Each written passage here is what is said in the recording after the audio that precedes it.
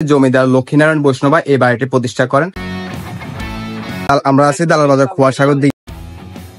এই খোয়াসাগর দিঘির একটি ঐতিহাসিক গল্প আছে। হ্যালো এভরিওয়ান, আসসালামু আলাইকুম। কি অবস্থা, কেমন আছেন সবাই? আশা করি সবাই অনেক বেশি ভালো আছেন। And welcome to my official event Facebook page, Joshimuddin Bhuiya, watching another new videos. আমরা যাচ্ছি দালাল বাজার খোয়াসাগর দিঘিতে এবং যাচ্ছি দালাল বাজার জমিদার বাড়িতে। সম্পূর্ণ ভিডিওটি দেখতে থাকুন।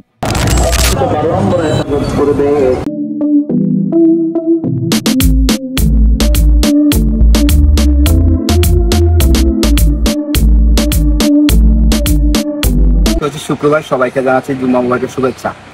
আমরা আছি দালাল বাজার জমিদার বাড়িতে। এখানে আজকে হাট বাজার।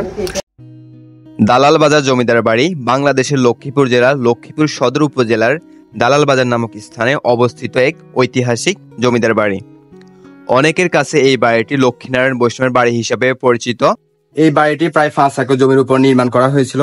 200 বছর পূর্বে জমিদার লক্ষ্মীনারায়ণ বৈষ্ণবা এই বাড়িটি প্রতিষ্ঠা করেন। তার আদি নিবাস ছিল ভারতের কলকাতায়। তিনি পরবর্তীতে এইখানে এসে এই বাড়িটি প্রতিষ্ঠা করেন। আজকে হচ্ছে শুক্রবার, সবাইকে জানাচ্ছি জুম্মা মুবারকের শুভেচ্ছা। আছে মোহাম্মদ শাহিন আলম, আর আছে হচ্ছে সামিউল ইসলাম, আর আছে হচ্ছে নাম কি জানি ভাইয়া, আশিক হোসেন। বর্তমানে দালাল বাজার জমিদার বাড়ি হিসেবে পরিচিত কারণ হচ্ছে তার বংশধররা ব্রিটিশ শাসনামলে এই অঞ্চলের বাণিজ্যিক এজেন্ট ছিল। তাই স্থানীয় লোকেরা তাদের ব্রিটিশের দালাল হিসাবে আখ্যায়িত করে। আর এইখান থেকে এই স্থানটির নাম দালাল বাজার জমিদার বাড়ি হিসাবে পরিচিতি লাভ করে। ভারতবর্ষ ভাগ হওয়ার আগ পর্যন্ত জমিদারি বংশধররা একাধারে এইখানে জমিদারি পরিচালনা করতে থাকেন। পরবর্তীতে নোয়াখালী, লক্ষ্মীপুর দাঙ্গার সময় তারা এই জমিদার বাড়ি ত্যাগ করে অন্যত্র চলে যায়।